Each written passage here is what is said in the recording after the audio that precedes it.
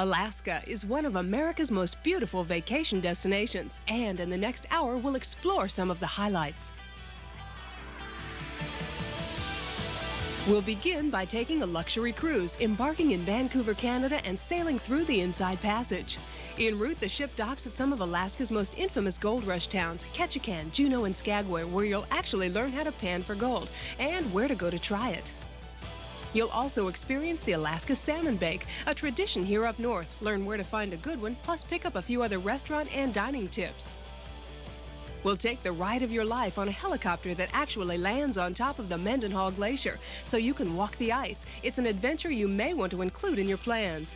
Then we'll disembark our cruise ship in Anchorage, the capital of Alaska, where you'll get all the facts on what to see, how to get around, and where to eat and stay. From here, it's a luxury train trip inland to Denali National Park and Fairbanks. It's a fascinating trip, and you're going to love every second of yours. Southeastern Alaska is becoming one of America's most exciting summer vacations, and there's nowhere more beautiful than here in the land of the midnight sun.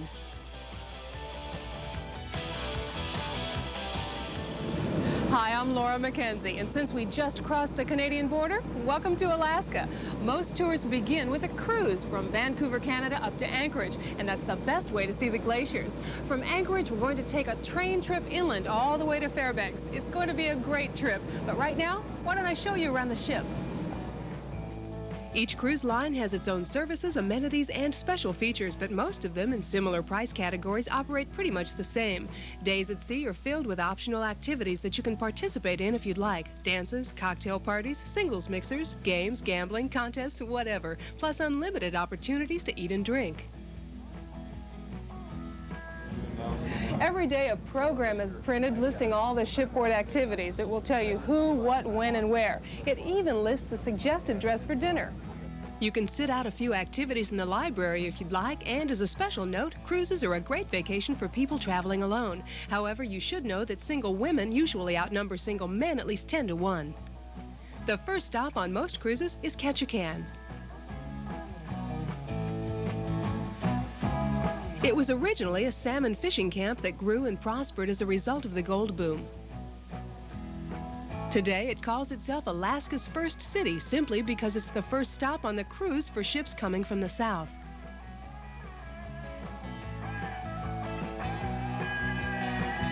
You'll disembark, usually taking a land card or number that you turn in upon your return so the ship knows you're back. However, it will leave you if you're late, so take a credit card. Stop at the visitor's booth on the dock to pick up a walking map and note the big weather gauge that measures rainfall. It's usually wet here. Shore excursions are arranged in advance, but cost is extra from the cruise, and I recommend it for those who don't want to hassle with itinerary, taxis, maps, and guidebooks. Scooter rentals are available on the right side of the dock as you leave the ship, but most passengers just choose to walk around first. Most of the shops and restaurants are located right in front of the ship, and you could easily spend all day here. However, the major sites are on the edges of town and beyond, so I'd recommend hiring a taxi by the day or by the site, or renting a vehicle.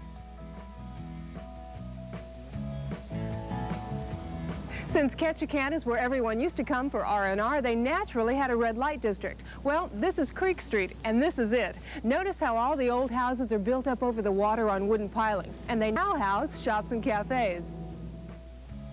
Creek Street is about a mile from the ship, and you could taxi it or walk. It was active as a red light district until the 1950s, and it's the one site you should see. It's also the most picturesque area in town, the one you see on all the postcards. Dolly's House is the most famous brothel on Creek Street, and it's now a museum you can go through. All the girls had their names printed on the lamps outside the door so visitors would know who lived where.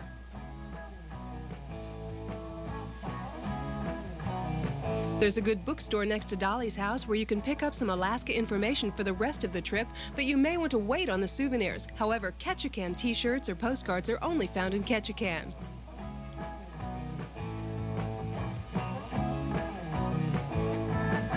There's a lookout high above the town that you'll have to drive to, but it's a great spot for picture taking.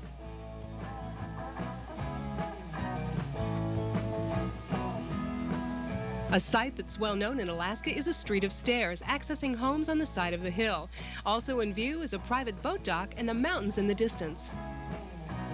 The Heritage Center is another stop on your sightseeing itinerary, displaying original and restored totem poles. While you're there, take the bridge behind the center to explore the Deer Mountain Hatchery, where king and coho salmon are raised for release into Ketchikan Creek.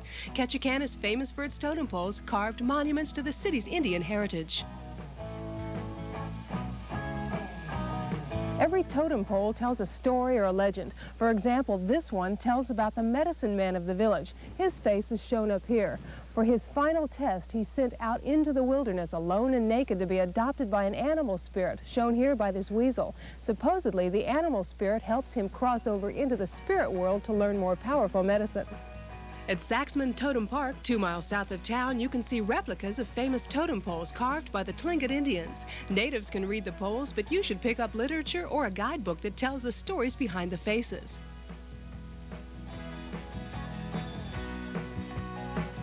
Another totem park is located a few miles on the other side of town, and it's the more extensive of the two. It's called Totem Bite Park. Here you'll have to do some walking through the woods to get to the totem pole clearing, but it's only about 1/8 of a mile.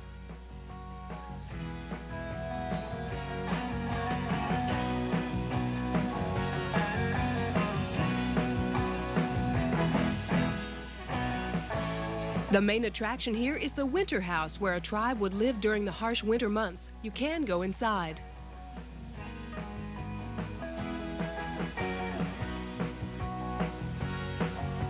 You'll pass the pulp company and spruce mill on the way back, and note the houses here, built on floating logs that can be moved with the tides.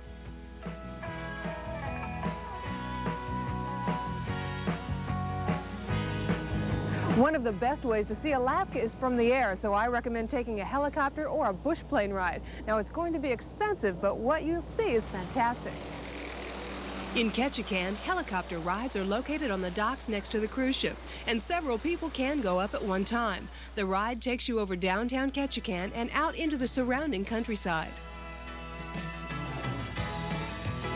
From up here, you'll get a bird's-eye understanding of why Ketchikan is only accessible by air or water. There are no roads inland, and why ferries are a main transportation source. Ketchikan also offers other sightseeing possibilities: a float plane ride to the Misty Fjords National Monument, which is a 2 million acre wilderness, or fishing charters, or a lake canoe trip.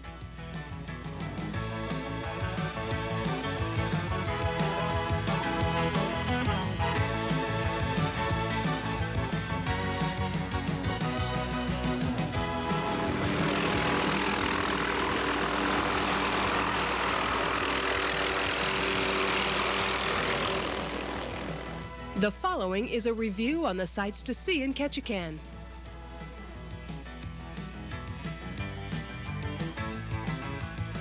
This is where to go shopping in Ketchikan.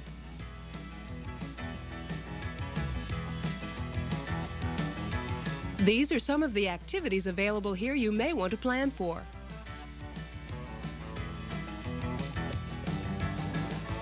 And these are some recommended restaurants and cafes in Ketchikan listed in all price ranges.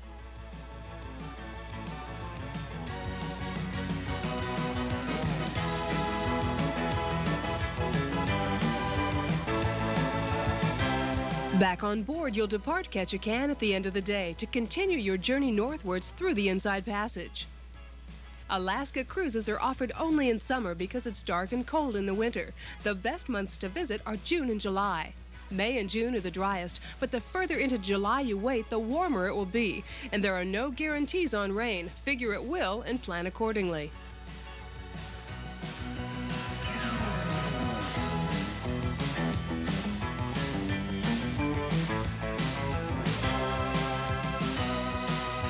Meal times are a highlight on any cruise, and I decided to visit the galley to see how meals for hundreds of people at a time are handled.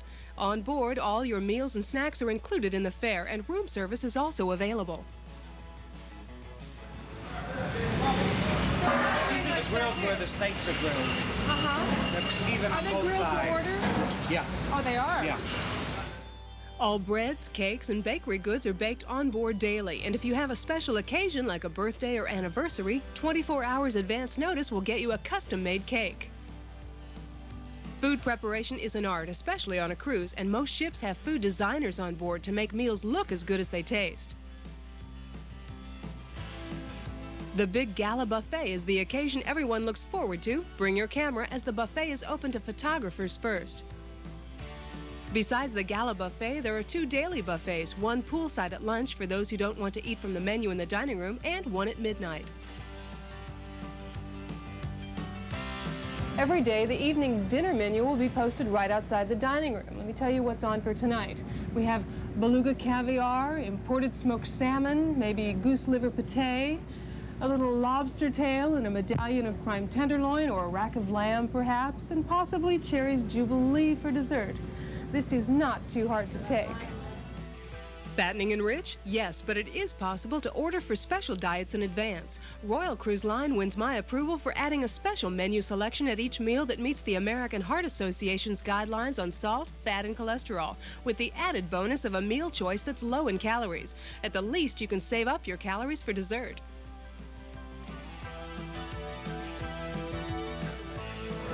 Nightlife on board begins at sunset and goes until the wee hours of the morning.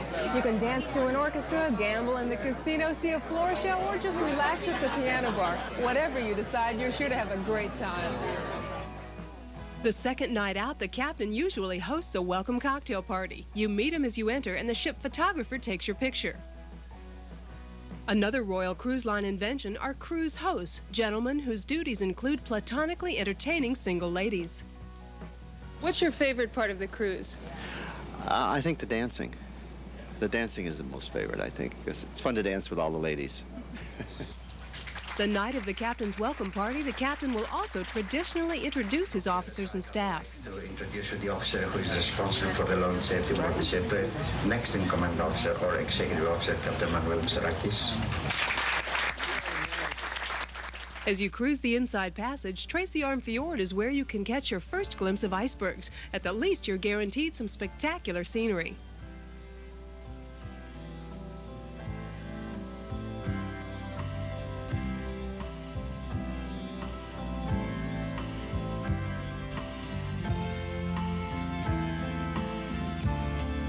Here is where you'll start to realize that binoculars and a telephoto lens are valuable travel accessories in Alaska.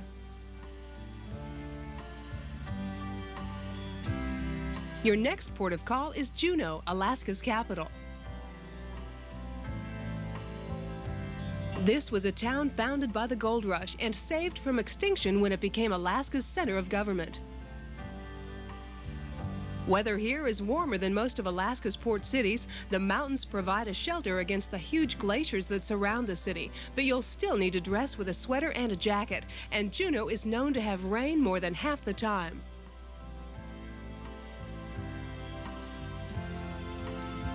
Your ship will dock just south of Marine Park, a small waterfront area dotted with flags representing JUNEAU's early history.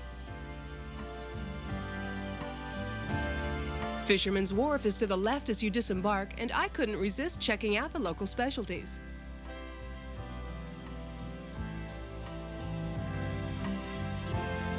Downtown is part of the walking tour, and South Franklin Street is where you should go first. Look lively, police persons will ticket you for not smiling enough.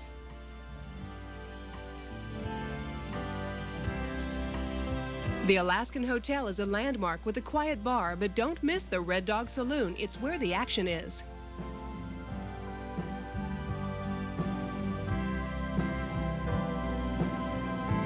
Shopping in Alaska is rather limited and expensive. Items to look for are Alaskan handicrafts, many made by Eskimos and Indians. Bring cash if you like, but almost all shops take credit cards and traveler's checks.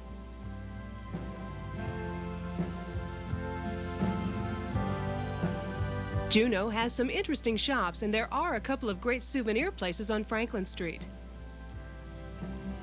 The best buys are products of native materials created by artists and craftsmen living in the area.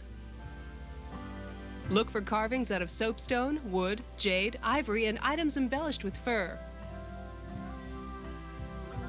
You can tell if a souvenir was really made in Alaska by two symbols that will be attached to the piece. It should be tagged with either a hand symbol, which means it was made by a native, or a flag symbol, which means it was made by a native with native materials.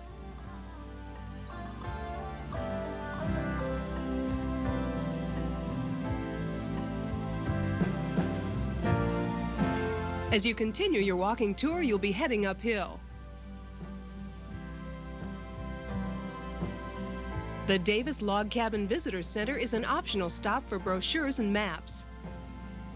At the top of the hill, turn right on 5th Street to the St. Nicholas Russian Orthodox Church, built in 1893. In early days, Indians converted to Christianity came here for services.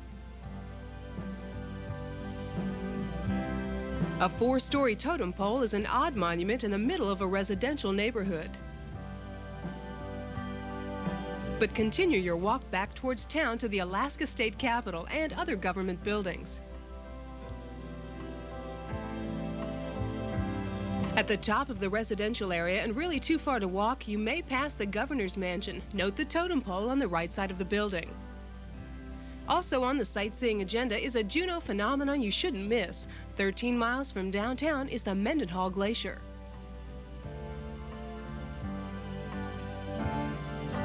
Blue-white in color, it lies like a blanket between the hills.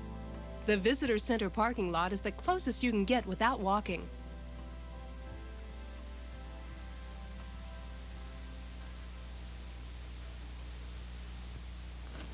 From the parking lot, you'll definitely want to walk uphill to the visitor center. It's right on the top of that hill. Now, they say it's about an 1/8 of a mile walk. It is a little bit steep, but I hear it's worth it. The face of the Mendenhall Glacier is over 20 feet tall, and believe it or not, it's currently melting away. You see the waterfall right over there? The glacier is retreating about 90 feet a year, and the water from the melt started forming the Mendenhall Lake about 1900. They say that 50 years ago, the glacier covered the hill the visitor center is now on. Get your first look here, but there is a better way to experience it. Bob Engelbrecht of Temsco Helicopters here explains. Probably the thing most people want to see is a glacier when they come to Alaska. And what's the best way of seeing a glacier? Well, we think it's in a helicopter. I think it is too.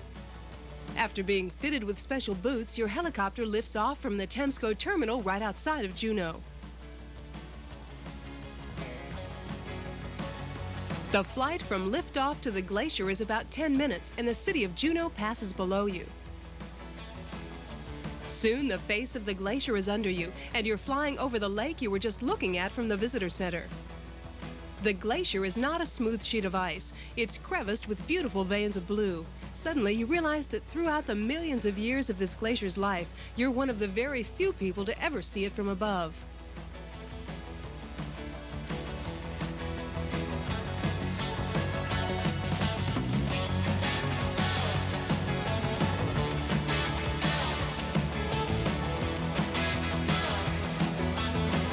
Just over a ridge, the helicopter will set down into a flat valley.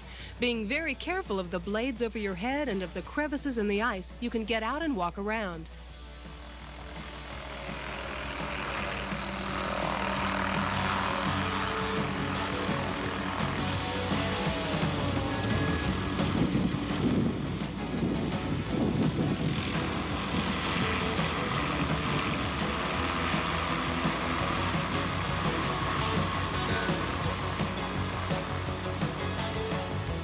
Look at this, I'm actually walking on a glacier. It's unbelievable. Look down here. The blue water is the same color as my boot. Isn't that unbelievable?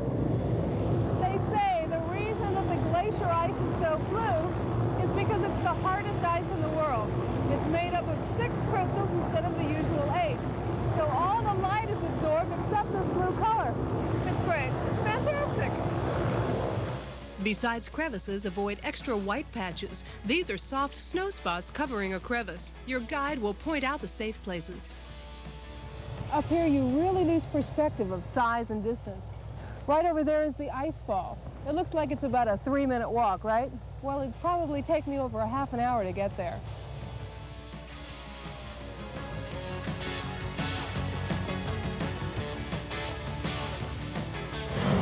This is Dave. He's my pilot. He flew me up here. We're still right here on the glacier, and the noise that you hear in the background is other helicopters that are landing and letting other tour groups out.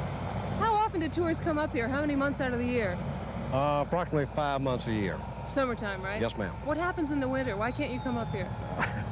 We don't have too much daylight in the wintertime. Oh, that's right. It's so dark. Yes, ma'am. It's light now. It's about 8 o'clock at night. It looks like it's afternoon, right? Plus, Dave said the white ice and snow act as a reflector for what light there is. How late does it stay light here now? Today until about midnight. Midnight, and it's July right now. That's amazing. Yes, ma'am. Do you take tours up here at midnight? If they want to come. That's great. What's the most unusual tour happening that you've had up here? Well, a couple of days ago, we had a wedding up here. You're kidding. Yes, ma'am. But if you don't want to come to get married, just come for the thrill. Something like this makes you realize how small you really are in the general scope of things. I learned that the Mendenhall Glacier is just one part of the Juneau ice field, and it's been advancing and retreating for the last 12.5 million years. In fact, a glacier is always moving. When it accumulates ice and advances, it's called healthy, and when it melts faster than new ice forms, the glacier is called sick. Well, sick or not, the Mendenhall Glacier flight was the highlight of my trip, and I highly recommend it. However, plan your budget well in advance, as the flight and tour costs close to $100 a person. Well, you've seen what's included, so you can decide for yourself if you think it's worth it. Call Temsco Helicopters in town for reservations and firm prices.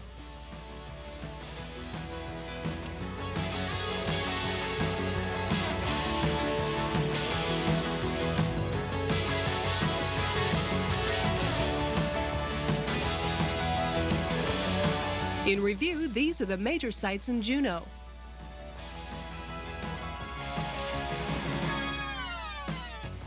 These are the most popular activities and excursions in Juneau, and one of the salmon bakes would be my second choice.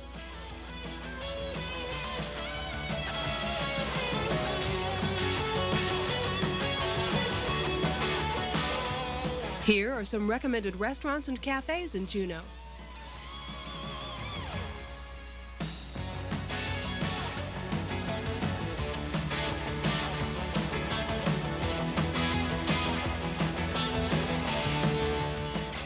These are two popular Juneau bars, and Franklin Street is where to shop in the downtown area.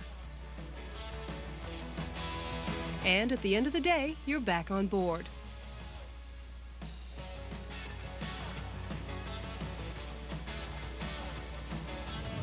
Now, I know you want to know what a cabin looks like, so come on in. This is my stateroom. It's what they call an outside double stateroom because it's on the outside of the ship. You have a porthole, and there are two beds. Now, I know it looks small, but there is a lot of storage space. For example, underneath the bed, there's tons of room for shoes or luggage or whatever. Over here, you have a very nice dressing table with a makeup mirror. A lot of storage here in the drawers. You have a phone you can call other rooms or room service. And 3 big closets, and each one more drawers. And now, the bathroom. It's a lot bigger than you might expect. Toilet, sink, tub, shower in some. A lot of the cabins just have a shower, but you have a lot of room. And the size and location of your cabin determines the price of the cruise. Now let's see what a cruise director does. We are supposed to direct the social activities and schedule them on board. And so what we do is just, besides putting the daily program together, we have drinks with passengers, we socialize with them, we dance with the ladies, we put the bingo together, the shore excursions program together. So it's basically a social program. A social program that's more than big enough to fit between all the sightseeing and picture-taking you'll be doing. Next on the cruise, we'll be stopping at Skagway, one of my favorite gold rush towns, because here, the flavor of the 1800s is still intact. Skagway and the neighboring port of Dyea were places people came to load supplies for the arduous trip over the mountains to the Yukon. Broadway is Skagway's main street, and it's not much bigger than it was almost 100 years ago.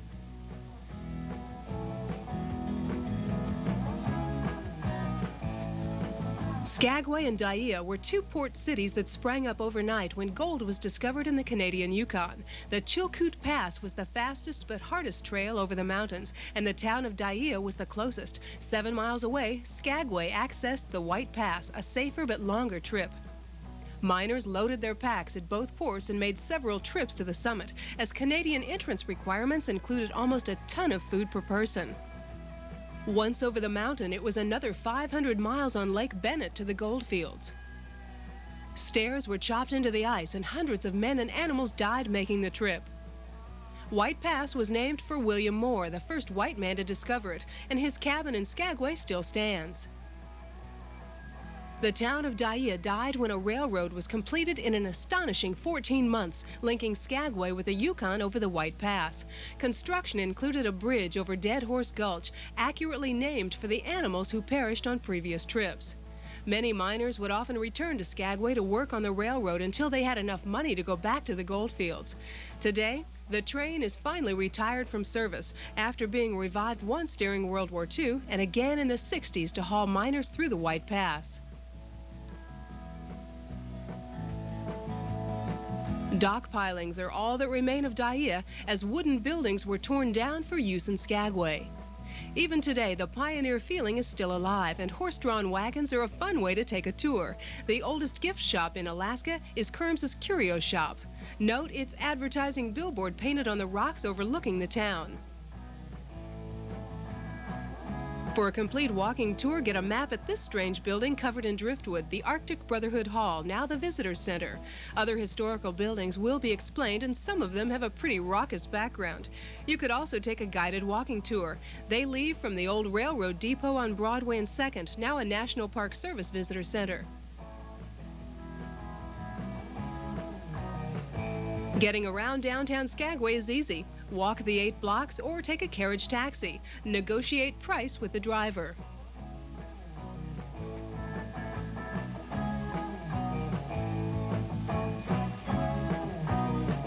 Paint and varnish on the old buildings is kept to a minimum to keep the weather-beaten look, and even the original plank sidewalks are carefully maintained and restored. There are a lot of good places to eat here, but be prepared. Prices are definitely not what they were at the turn of the century.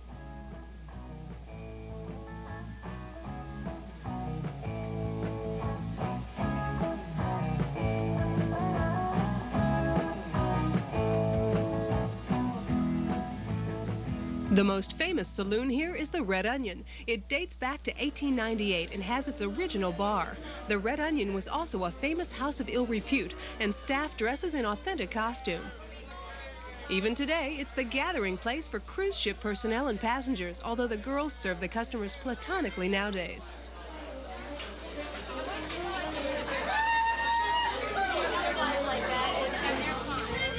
The oldest profession practiced their trade all over town, and their little movable houses on wheels were called cribs. They're now used for gift shops.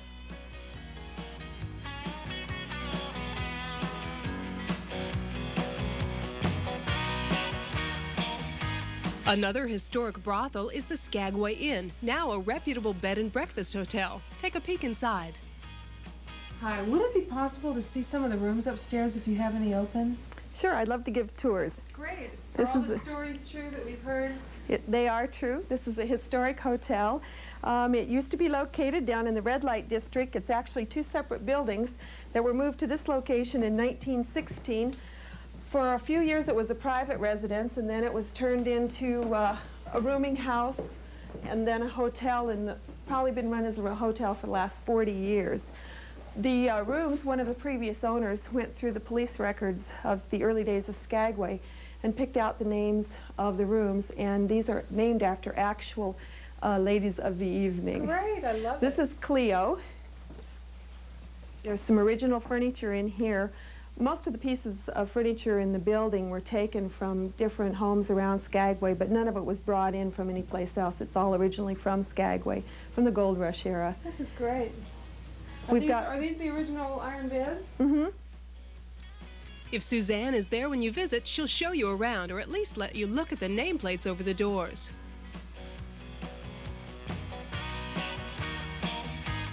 Another rooming house on the edge of town is the Pullen House. It burned recently, but it was originally one of the nicest places to live in Skagway. Harriet Pullen arrived in town with $7 in her pocket and worked as a cook until she could afford to buy the house. She went on to become a very prominent citizen here.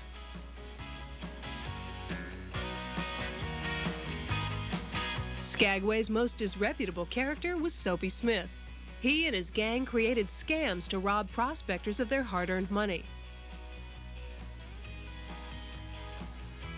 He also practiced various con games in his parlor, which also still stands. One day, J.D. Stewart was robbed of $2,600 in gold dust by one of Soapy's henchmen. Well, when the town gathered to demand justice, Frank Reed scuffled with Soapy to keep him from interfering. Guns went off and both men were shot. Frank died a hero's death 12 days later and is credited with restoring honor to Skagway.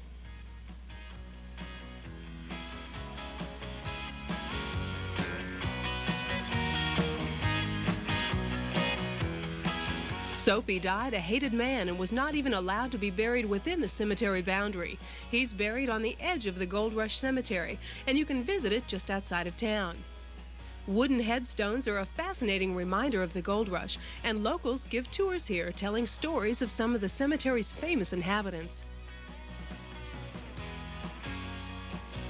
A waterfall behind the cemetery was named for Frank Reed, and it's about 1/8 of a mile hike to get there. A lot of the older cruise passengers I traveled with were making the hike to see the waterfall, but only the ones with sturdy walking shoes.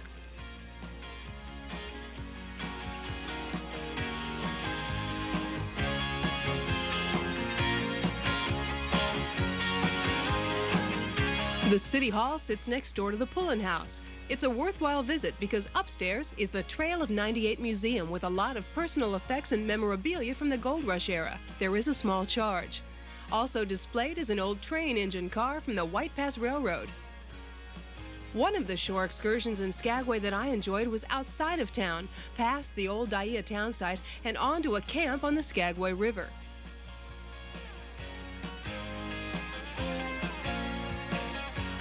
Here you'll continue the tradition of thousands of miners and learn how to pan for gold.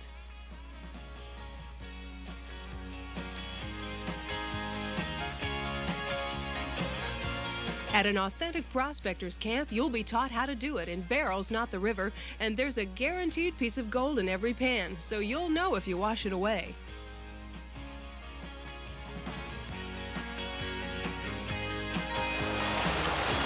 Now, the idea is to wash your sand and your silt.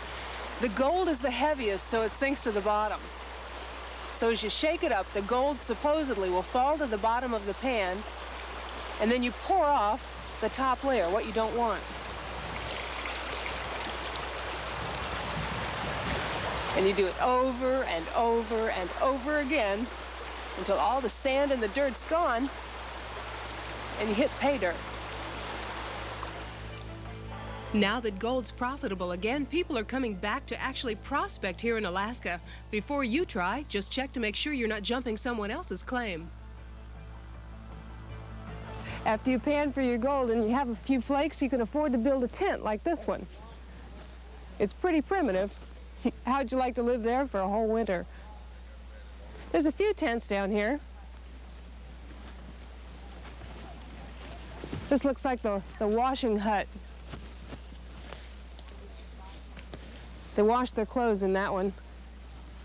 Hang them out to dry on the line. You're free to walk around and inspect all the tents. They say that the artifacts here are authentic, although I suspect that bear skin hasn't been around too long. You'll be fed a prospector's breakfast, plus see a dog sled demonstration. Now this here is a freight sled. This is heavier constructed than the little racing sled here, and it's more stable also on the snow. And this is the sprint sled, racing sled that you'd use in a faster type of race where you're not going very far. The distance is maybe 25-kilometer race. You'd use this, and this has just got a 2-dog hook up here on it. And the other gang line on the freight sled there is a line for 8 dogs. So this is just a 2-dog sled.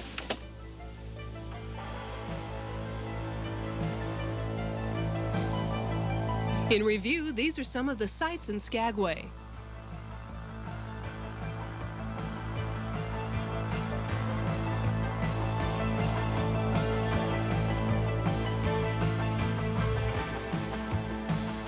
These are some of the activities and excursions available you may want to plan for. Here are some recommended restaurants in all price ranges.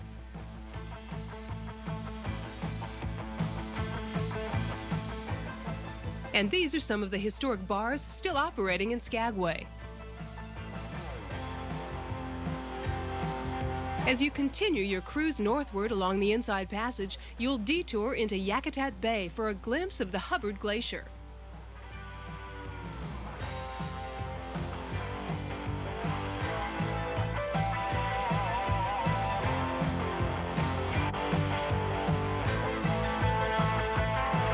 Binoculars will definitely enhance your trip now, as icebergs in the water prevent the ship from getting too close. Is this an ice field right in front of it? All of us. Is that as far as we can go? Just to the edge.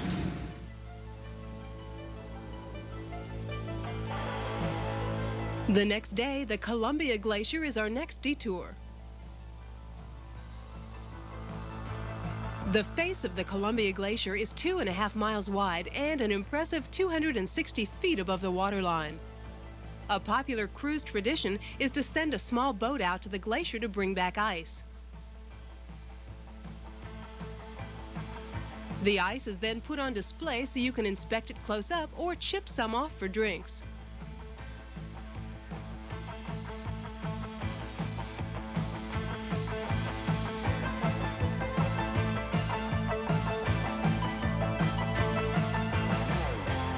Later that day, College Fjord is another detour on the schedule. This is an extremely popular stop with passengers because of the wildlife that often appears. You'll want your binoculars again to scan the icebergs that break off from the glaciers. Seals like to sun themselves on the flat ice.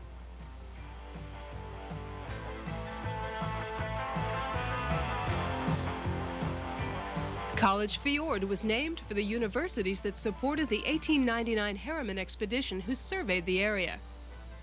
At least 5 glaciers flow into this bay, and each glacier is named for one of the colleges. You'll see the Harvard, Yale, Wellesley, Radcliffe, and Vassar glaciers.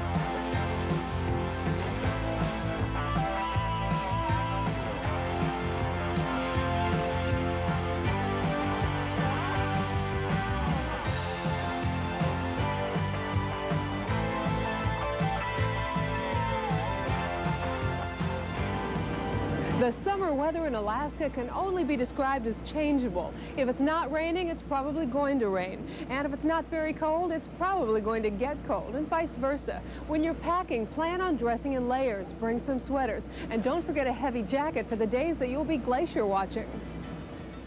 A cruise to Alaska is a great vacation, and in review, the following is a list of what's included in the fare.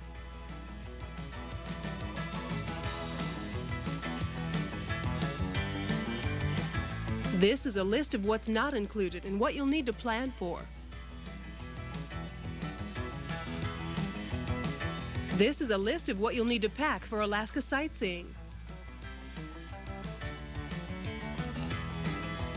And this is a suggestion for what to pack for life on board ship. Right after boarding, book your dining room seating, hairdresser appointments, and shore excursions because the best ones disappear fast. Also get a safe deposit box as they're in limited supply. The cruise ends at Anchorage, but Whittier is where you'll get off the ship. You'll be boarded on a bus to travel across the Turnagain arm of the Cook Inlet, a small strip of land between Anchorage and the Inside Passage. The unusual part of the journey is that while you're on the buses are loaded onto a train for half the trip.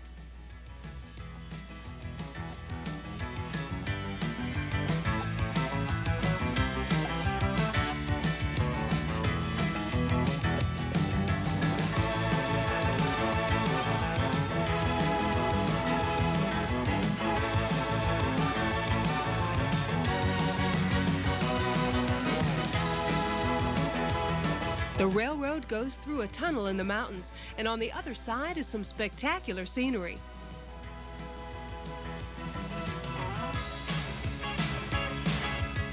The trip on the train is about 40 minutes, connecting Whittier to the highways outside of Anchorage.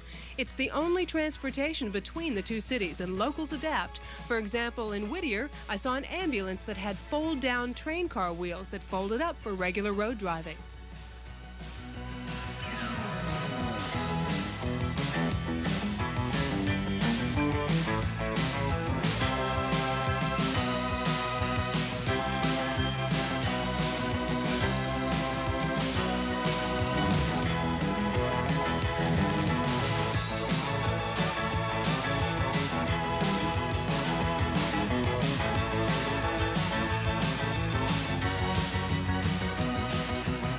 Outside of Anchorage, buses are unloaded to continue the trip on regular roads. Anchorage began as a tent city housing workers from the Alaska Railroad, but today it's a thriving metropolis that's just as modern as those in the lower 48. Older buildings cohabitate with the newer glass and steel structures, creating an atmosphere that's obviously proud of its humble beginnings. The Anchorage Museum is the spot to get more background information.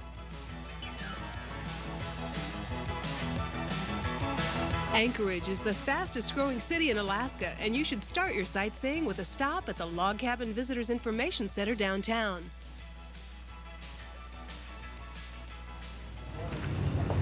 Inside, they'll give you recommendations on where to go and what to do, plus a lot of free literature and maps so you can go out exploring on your own. The oldest building in Anchorage is the Wendler Building, and it's on the downtown walking tour.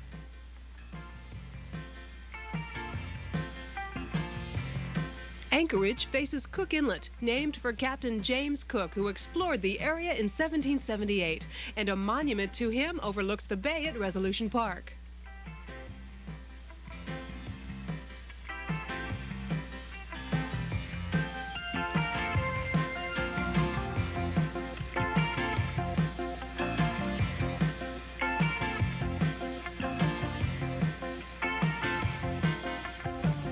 Earthquake Park is just a jumble of trees now, but it's a tribute to the 1964 earthquake that devastated this residential neighborhood.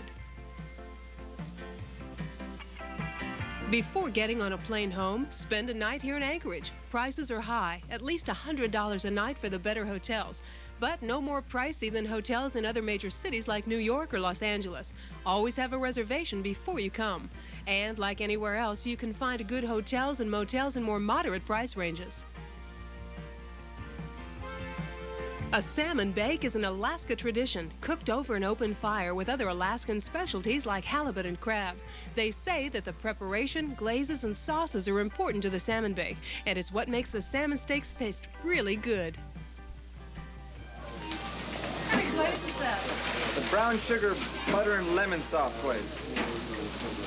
Get it into a caramel form and then coat it on there. Doesn't this look great? Let me tell you what's on the plate. Everything's Alaskan. Crab legs, salmon, halibut, and reindeer sausage. Now, I've never been a person for salmon, but everybody here says, come on, you're in Alaska, you have to try the salmon. So, here goes. This really is my first Alaskan salmon.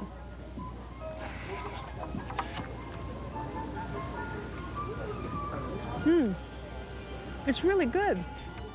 Right next to the Anchorage salmon bake, you can watch craftsmen make some of the carvings that you see in the shops.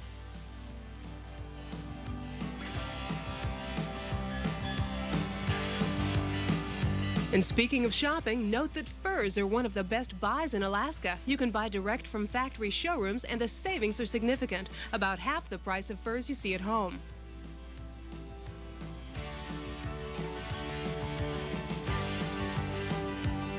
Anchorage has a lot to offer the visitor, and I'd recommend a stay of 1 or 2 nights. You can see the sights and check into your hotel the day you get off the ship, and maybe do some shopping and sightseeing the second day. In review, the following are the major sites in Anchorage.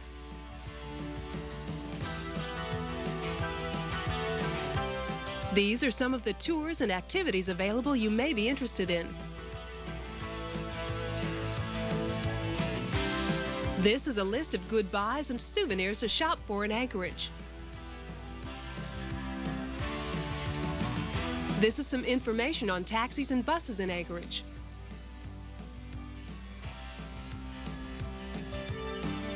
These are some of the shows and exhibits in town.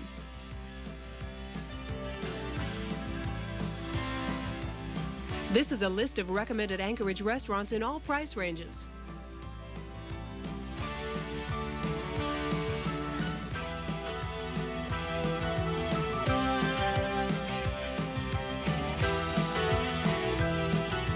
This is a list of recommended hotels.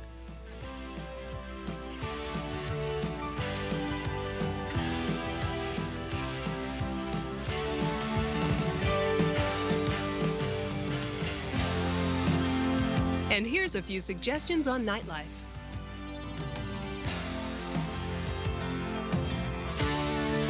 You know, the Alaskan Railroad's come a long way since the early 1900s. It's gone from just a basic form of transportation to a very luxurious way to travel. Come on, I'll show you what I mean.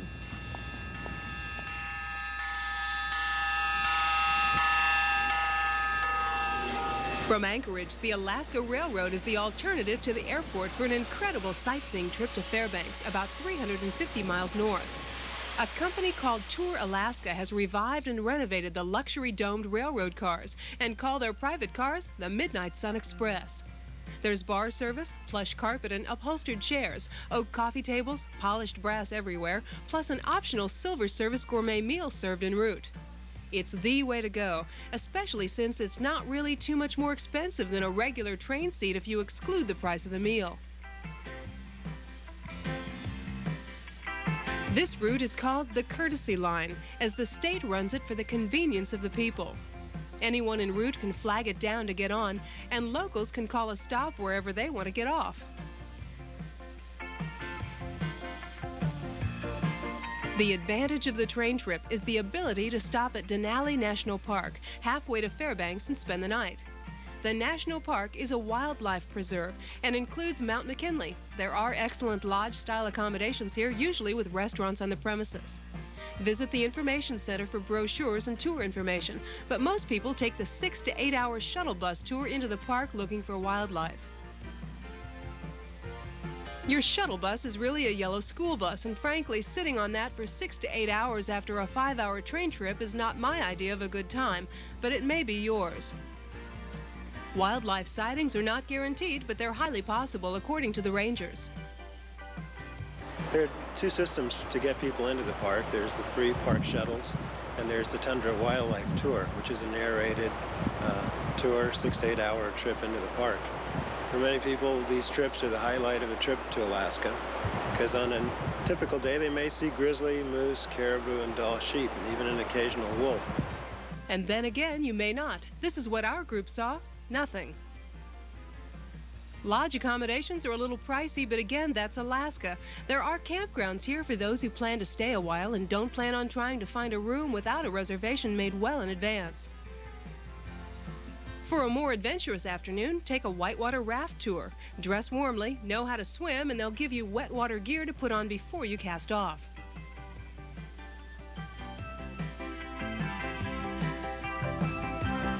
I asked one of the river guides what you'll see on the trip. Well, the whitewater is the main feature on the river. We have class 3 and at some levels of water, class 4 water. It's a pretty exciting trip. There is some wildlife, particularly early in the year. There's a lot of Dall sheep and moose. I also asked how difficult the river was to maneuver a raft on. The class 3 and class 4 is on a class 6 scale. So we're talking about medium difficulty as far as the whitewater goes. As you can see, the raft is at the mercy of the river. You will get wet and you may get dumped. No guarantees. Leave valuables, traveler's checks, driver's license, and cash in a hotel safe deposit box, or wear a waterproof pouch firmly secured to your body. I also asked some of the people here what they thought of the trip. Yeah, we've had some friends that have come down here and taken it before, and they thought it was great. Exciting. But is it safe? It's a safe trip, yes. For more information, write the Denali National Park at P.O. Box 66, Denali Park, Alaska, 99755. The following is some information on the Midnight Sun Express.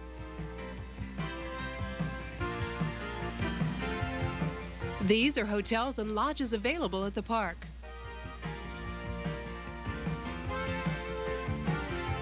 Raft trips have a 12-year age minimum and they range from a few hours to overnight. Dress warm and leave your valuables behind. Fairbanks is the final stop on our Alaska trip and the end of the line for the Midnight Sun Express. Here you'll probably want to rent a car. Buses don't run on Sundays and the sights here are kind of spread out. For exploring the downtown historical district, park your car at the Visitor Center parking lot downtown and pick up a walking tour map and some brochures. Guided walking tours are given twice daily.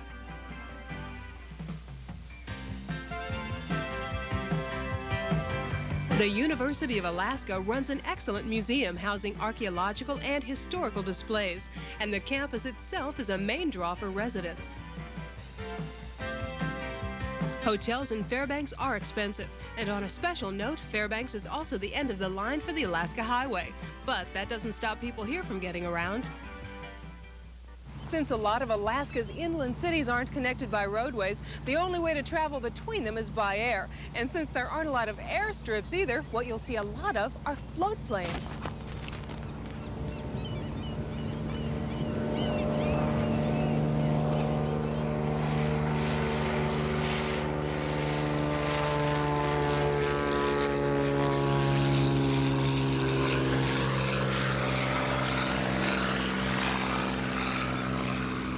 The construction of the Alaska Pipeline played an important part in the state's development during the 1970s. It now carries oil at least 800 miles over rivers and mountains.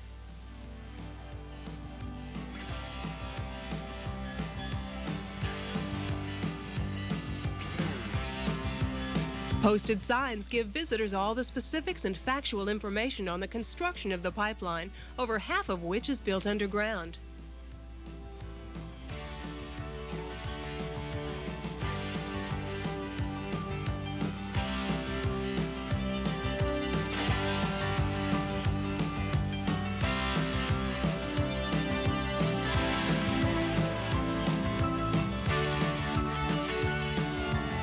For obvious reasons, the pipeline has its own helicopter patrol. An excursion from Fairbanks that's popular with visitors is a 3-hour cruise on the riverboat Discovery.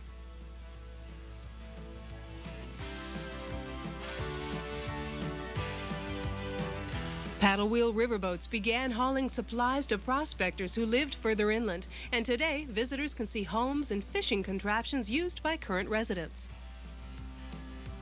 Tours are narrated so you'll know exactly what it is you're looking at, and the guide will explain how some of the fishing, trapping, and prospecting apparatus works. Bring a jacket, it's cool and windy on board. My grandfather started running stern wheelers up here in the gold rush days. Came up in 1898 with the gold rush, and instead of mining for gold, he ran stern wheelers to haul supplies to the gold miners. In review, these are some of the sights in Fairbanks.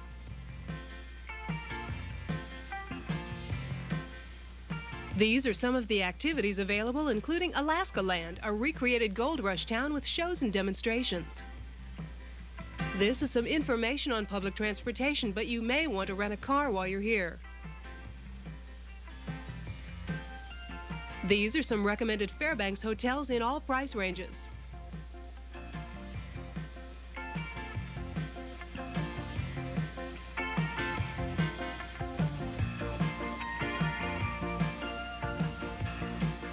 These are some recommended restaurants in and around Fairbanks.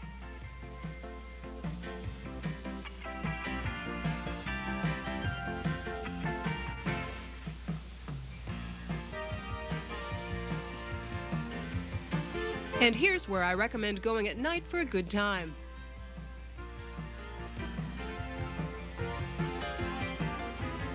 Alaska is a fantastic vacation, and the following list of general information will help you plan your trip. Cruises are non-refundable if you cancel at the last minute or leave early. Insurance is available through your cruise line or travel agent to protect you against loss of funds. Cruise lines have no limit to the amount of luggage you can bring, but there are certain limitations imposed by the airlines. Ships allow visitors for bon voyage parties by giving them a pass. Import visitors may come on board for a meal with permission from the maitre d'. Passengers requiring wheelchairs on board should bring their own. Most ships carry emergency wheelchairs only. Shore excursions are optional group tours that will cost extra. For any independent shore arrangements, see the tour manager on board ship for information and reservations. No pets are carried by any Alaska cruise ship. Guide dogs may be accepted. Airlines have their own pet shipping regulations. Car rentals are available all over Alaska. Credit card and driver's license required. Make reservations with national companies prior to departure or through the ship tour operator. When driving outside of major Alaska cities, watch for moose or other animals on the road. Never leave food in the car. Maps are free at car rental counters and at all visitor information booths. Business hours are the same as the rest of the U.S., but those businesses related to tourism may have extended hours. Alaska drinking laws specify a 21-year age minimum and no driving while intoxicated. Alcohol is available all over Alaska with the exception of some dry counties. You may keep your own bottle in your ship cabin, but personal alcohol cannot be brought to public rooms. Kids are welcome on board Alaska cruises, but aside from shore diversions, they're not catered to in activity planning on board. Restaurants, hotels, services, and general shopping items will be priced slightly higher than what you'll find in the lower 48. Laundry services available on board ship and through all major hotels in Alaska, but ships do not have dry cleaning facilities. The area code in Alaska is 907 and direct dial as you would at home. Ship-to-shore calls are easily placed through the radio room. Onboard transactions are usually in U.S. dollars on Alaska cruises. Personal checks are not accepted. Bring credit cards, traveler's checks, and cash. Cruise ships have their own tipping policies for cabin and dining room stewards. Tip wine stewards and bartenders at the time of service. This is a general tipping guideline.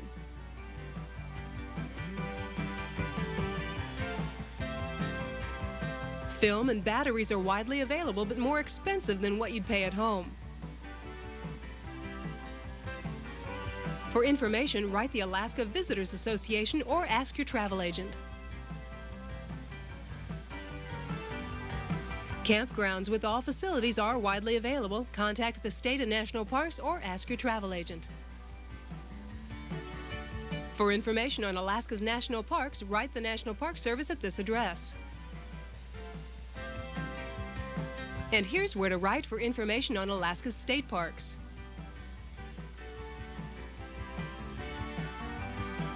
Hunting and fishing information can be obtained at this address. And finally, here is some information on U.S. Customs.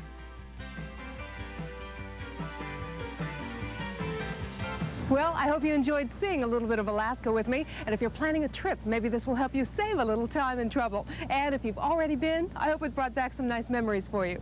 Be sure to join me next time from a brand new place somewhere else around the world. From Alaska, I'm Laura McKenzie. Bye-bye.